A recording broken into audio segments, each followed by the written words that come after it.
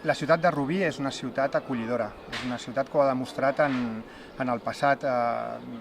més recent i ho demostren en el seu dia a dia. I les coses que vam veure ahir i abans d'ahir no fan justícia al que vol ser aquesta ciutat. Si les persones que tenen les màximes responsabilitats en aquesta ciutat haurien d'actuar amb responsabilitat, això vol dir que no atiar el foc, no fer o donar peu a discursos xenòfobs, sinó totalment al contrari, calmar la ciutadania, i això en benefici tant dels menors refugiats que vindran com també pels veïns i la ciutat.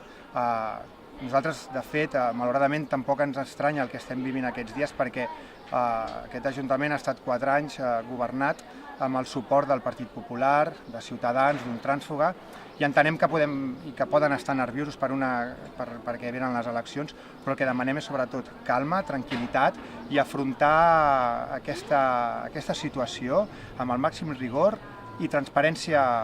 perquè la transparència vol dir donar la informació exactament quin tipus de tipologia de centre és, i convidem i animem tant a l'alcaldessa com als veïns a poder informar-se tranquil·lament, visitar fins i tot l'hotel de 4 estrelles on estan aquests nois ara refugiats, i per tant que la ciutat en el seu conjunt reverteixi aquesta situació.